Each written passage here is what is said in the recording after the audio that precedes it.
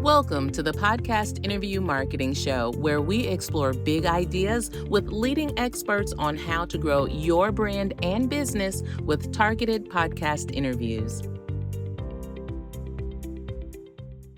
If you went outside right now and talked to a tree, you wouldn't call that public speaking.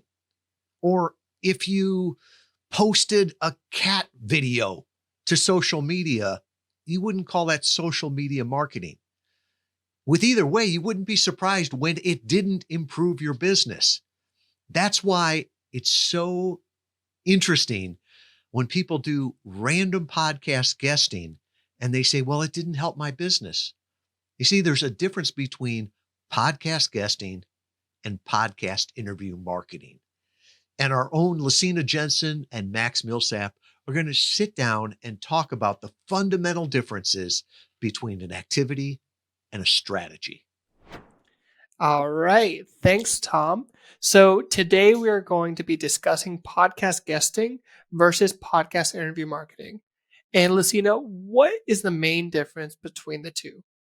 Well, that's a really interesting question. So podcast guesting is really, just kind of going out on podcasts, not really having a specific strategy, and also, just kind of doing that back and forth sort of interviewing kind of conversation. I think a lot of people don't understand that just because they're on a podcast, it doesn't actually mean that they're going to get results. And so this is something that I hear all the time. I've done like X amount of podcasts. I don't have anything from it.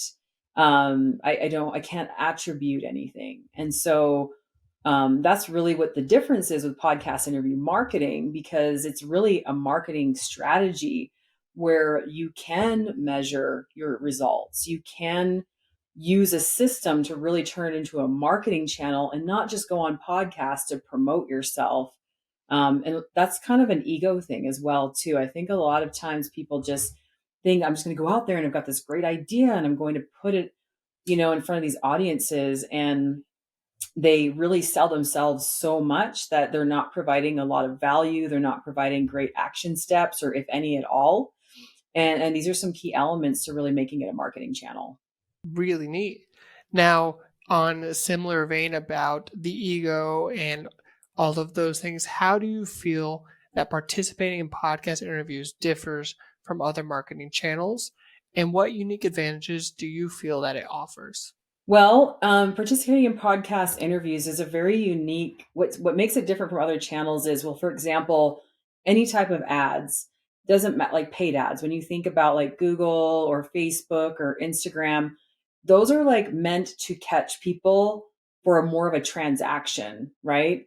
So people can't really get to know, like, and trust you from a 2 or 3 second ad that flashes in front of them.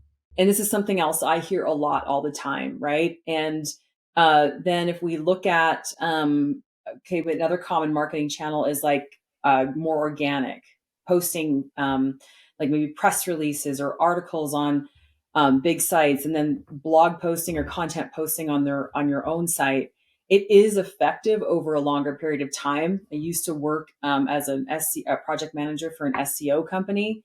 And it's a long game, and Google's always changing what it needs or what it's going to rank your articles and content for.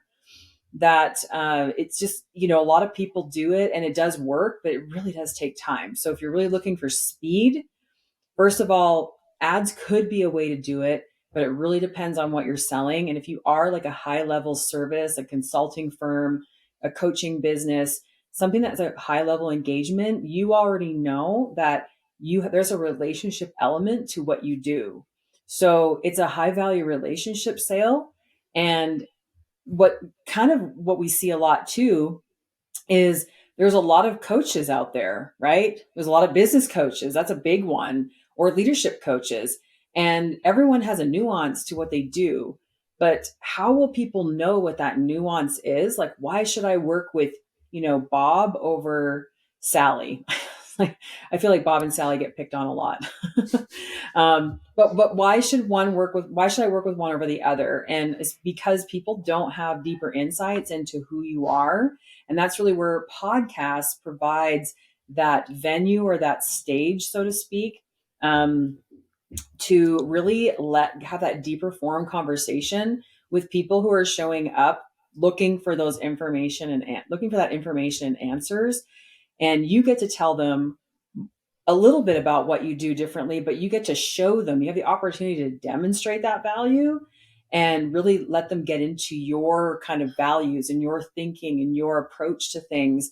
And I've heard it from someone say, it wasn't until after a client that, had heard me on a podcast, and this is not me, but someone else I'm quoting, they heard me on a podcast about 4 weeks or so after they said, hey, I want to become a client.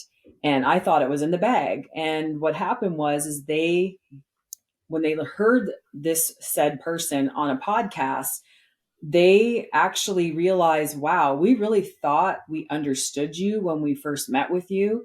But after listening to this podcast, like, we totally realized that we had no clue, and now we totally get it, right? So it really gives people a unique opportunity to get it. Who are you, right? Yeah, it is a wonderful way to build authority and credibility and show you are a thought leader and show that you know exactly what it is you're talking about. So could you elaborate on the distinct roles and responsibilities of a podcast guest versus someone engaged in podcast interview marketing? Now, how do these roles differ in terms of preparation and in terms of engagement? Okay, so, if typically the responsibilities and roles of a podcast guest, like, again, just referring back to podcast guesting. So if you're going on a podcast and you don't know if the audience is aligned to your message, you're just kind of guessing on that part. Or if you're not sure, sometimes it's also not understanding the hosts. I've listened to a lot of people's interviews, and a lot of times some of the younger, newer hosts who are just kind of getting established or just don't have a lot of experience or who are very self-serving, they often don't let the guest really tell people where to find them. They'll do the promotion for them, or they'll kind of railroad that. And so there's things like that to really consider as well. And so sometimes that's why people say, well, I'm not seeing any results. And it's because I think a lot of it is not understanding who they're talking with. Do you jive with the host? Did you listen to any episodes? It's really just kind of getting on a podcast. In a lot of cases, I know some people try to be more strategic about it, but it's very limiting for them. So they're not sure where to look or how to look. When you are looking at podcast interview marketing, you essentially really want to look at it as an actual marketing channel, right? Like podcast interview marketing. It's essentially can be a channel, but there's more involved in it, right? You got to think about it kind of beforehand, there's got to be some research there. And then there's like, what am I doing in the interview? And then how are people taking action? Am I being clear about that action? And then also, what am I doing with the content after? And do I have a process to like nurture them and bring them into my world? And then am I going to continually capitalize on that one interview over a longer period of time? Because typically we know the interview is a one and done, right? But it doesn't have to stay that way when you have podcast interview marketing. And that really is that's really the huge distinction of when you're using it as a marketing channel rather than just going on podcasts. So when a guest is on a show, how can they actively contribute to the conversation in a way that aligns with their marketing goals and create a meaningful conversation between them and the host that provides value? That's a really good question. And I think it's, again, kind of comes back to understanding a little bit about understanding your audience, the host, and not going into it like I just want to go on and promote myself, right? Really, if they're usually most of the people that we see, they have a story behind their business. They have a story behind their brand and their company, and they have certain values and things that they stand for and what their personal mission is and the specific problems that they're solving that maybe nobody else is. Or that they feel no one else is. And so really understanding who their audience is, what their needs are, because maybe one aspect of your message might not work as well for a certain audience because, some with a bit of a broader reach, they're going to be reaching into different audiences. And so when that happens, we really have to understand, well, who are we speaking to? What are their needs? What is the common questions in the community? And taking a little bit of time to do that. And then when you're in the interview, understanding too, like, how can I provide value, right? So if you're asking, if you're answering their burning questions without them knowing ahead of time, like that you're coming to do that, it like kind of like something, that we say is that you become answer to prayer or whatever, however you want to look at it. There's like just the hope of the time is like, I need an answer to this. I need someone to speak to me on this. And then providing value can look really different, right?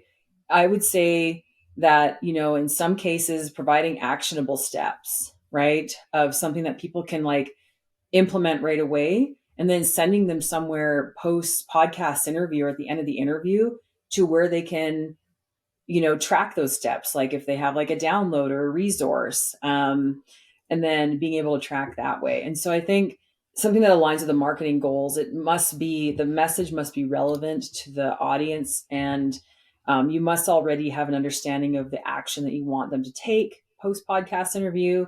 And then really not be focusing so much on the promotion of yourself and your business, but really the why and the value and all of that really will make will help answer those questions or problems that people have. Now, what are some benefits of podcast interview marketing? Well, I mean, business owners are busy, right? They're trying to grow their business. And so they're trying to grow the business, so develop new business, or trying to close more the deals that they presently have in their pipeline. They have, in many cases, depending on the size, they have a team. They have things to do. And so the benefits of podcast interview marketing is really maximizing that appearance to its fullest, right? That 1 hour of time that you spent or so with the preparation and the recording of the interview can be used in so many different ways. But then once you've already repurposed and,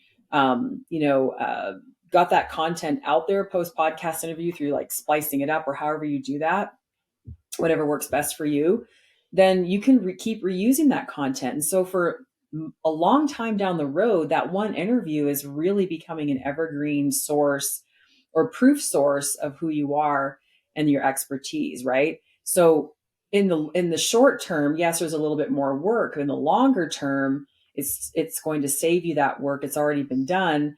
But even so, if you're looking at it as a marketing channel, treat it like one, right? You shouldn't be in it, hours a day trying to figure things out, because that's taking away from your business. So wonderful. Now, a big question: does podcast interview marketing work for everyone? Oh, wow, that's a loaded question.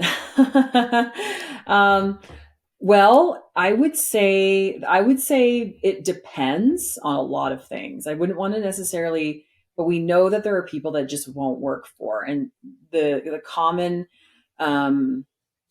areas that they don't work for is if the business is too niche. Therefore, the audience will be really difficult to find. Entertainment type audiences like music and whatnot. We've tried with some kind of crossovers with those verticals, like into health and wellness and whatnot.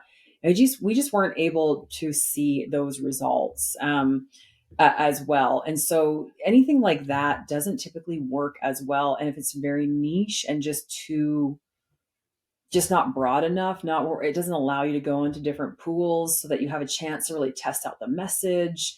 Really, really makes it difficult.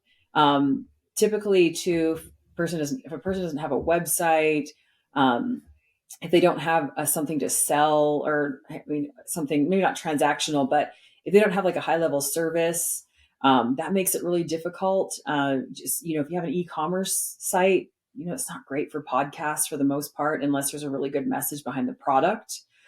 And the product isn't the central focus, So it really does depend. There are people we know it definitely doesn't work for, but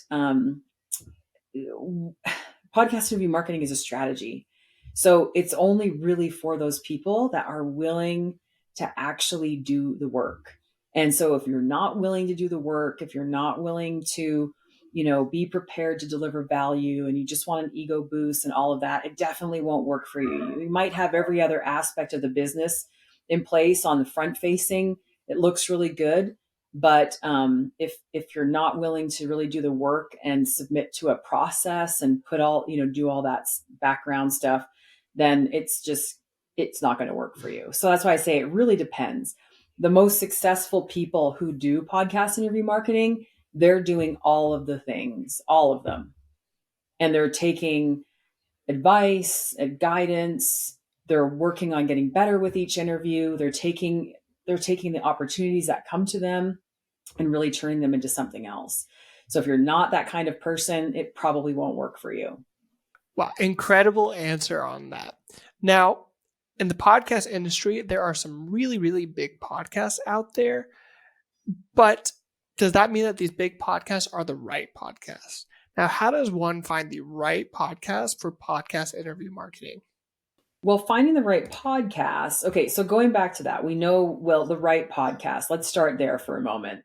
Often people will say, well, it's a numbers game. The more people you talk to, the more business you have, right? Well, we need to look at audiences. If we look at any show that has at least 100K or more in listens in the first 30 days, if we look at those alone, there's very few of them that will have a very specific focus on the topics that the guest or that people are showing up for regularly on, like a general business show is not good for every single person. Like that is just because they have a business doesn't mean they should go on a general business show.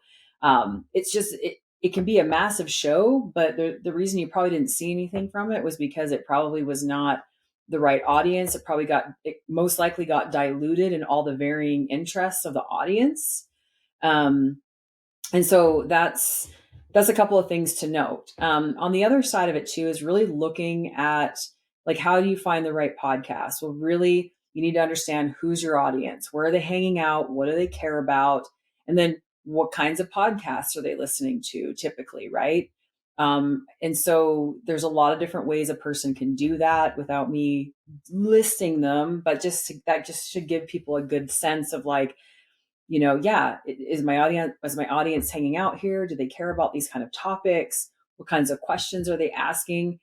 And so it's not always about size. It's about, the subject matter and where it's being delivered to. So it's going to make more sense in a smaller audience of 1,000 or 2,000 people that are typically showing up regularly for these focused topics that are related to their life or business, over 100K or more in reach, where not all of them are showing up for the content because maybe that's just not the flavor of the day for them. And they're just not going to tune in because it's like, oh, not interested in that. Right.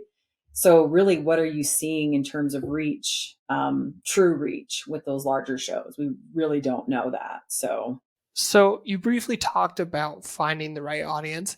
Now, more importantly, how can you understand your audience? Well, finding the right audience, yeah, definitely. Understanding the audience is, I would say, a good example. And I'm not sure everybody does this. I'm not sure how many people actually do this, but is really maybe spending some time where they're hanging out, right? If you see that, if there's a show that you're interested in going on that looks right, to really make sure, maybe hang out a little bit in their community, right? Like if they have a LinkedIn group, or if they're more like for Instagram, kind of just get the sense of what questions people are asking, what issues are coming up, what do they care about?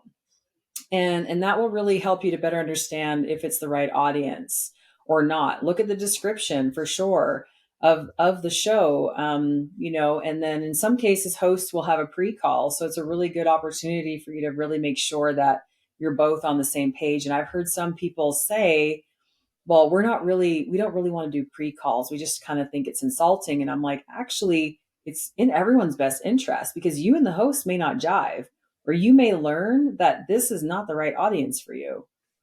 So really just being willing to take the extra effort, whatever that looks like, which could be, like I said, hanging out in the community, looking at the website, seeing the type of content that they're putting out, and whatnot. And that just really should give you a better sense of it. But also, if you know people, like if you have shared connections on LinkedIn, you can see what podcasts are they liking maybe on LinkedIn, right? I mean, that's a real good way to see, oh, what are they into? I mean, from what I recall, they're my ideal client or potential client. Let's see what they're doing. Who are they following? What do they care about?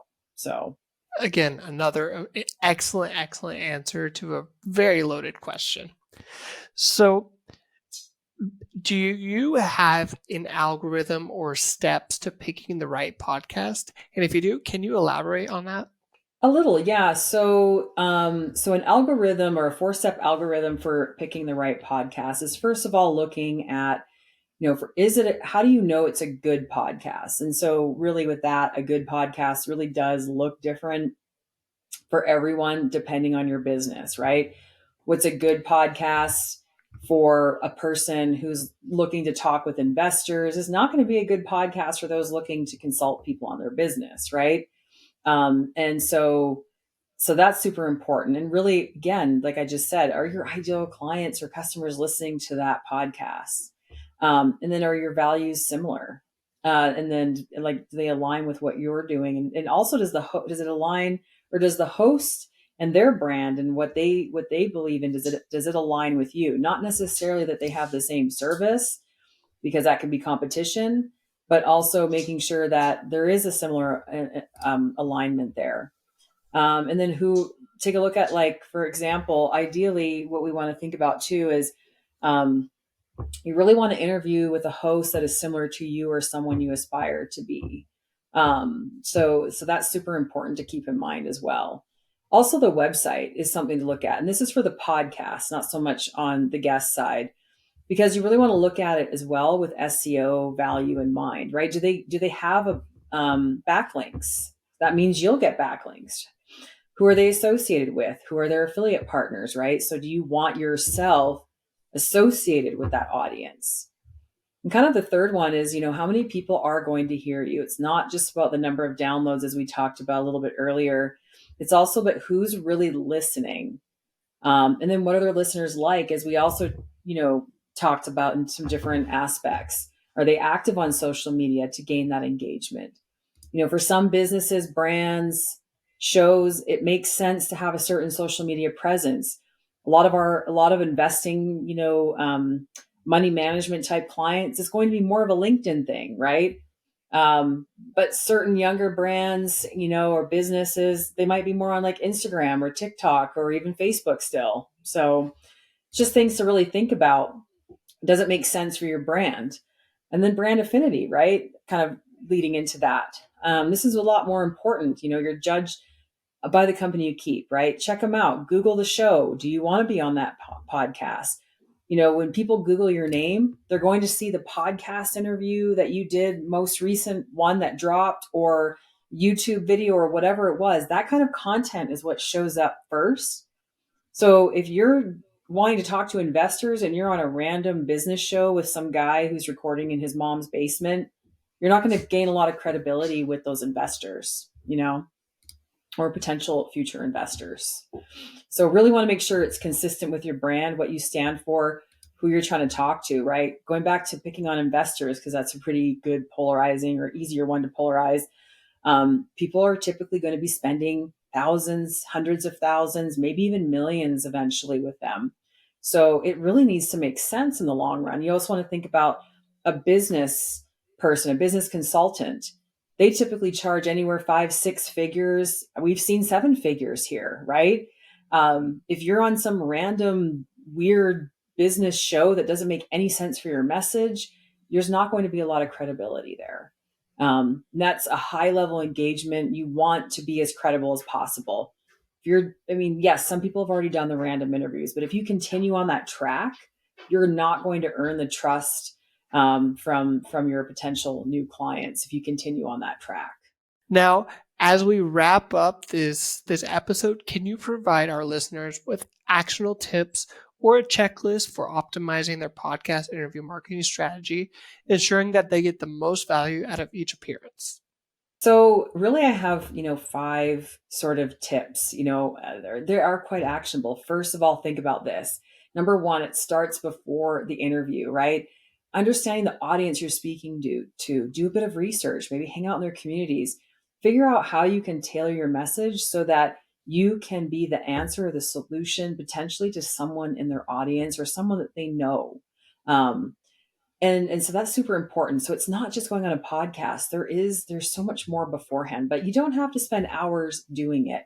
You just need to figure out a system for kind of figuring that out and then make sure that you are prepared beforehand so that when you're having a conversation with the audience, right? So the second one is really deliver value in the interview, right? And have clear action steps for what comes next for those ready to take action, right? So you can provide value and they've given you 30 to 45 minutes of their time. And then you leave them hanging with just go to my homepage or just download this lead magnet. And it's the efforts are there to a degree. But if you're not giving them some different ways to take action in a very clear way after that, that will provide some value and assistance with where they're at right now and really give them more clarity, then it's going to be really difficult for people to take more action afterwards and feel like they really got something out of that time that they spent with you. And then really the third one is have a plan for, announcing the interview to your network before it goes live. Make sure that you're preparing people, get people interested and excited. The host will appreciate it. Heck, the host may even invite you back, right? Because you were willing to do your part, and it just became such a great benefit to both. And then really number 4 is like have a solid strategy for repurposing and promoting the interview. For example, cutting it up into clips, maybe turning it into a blog post.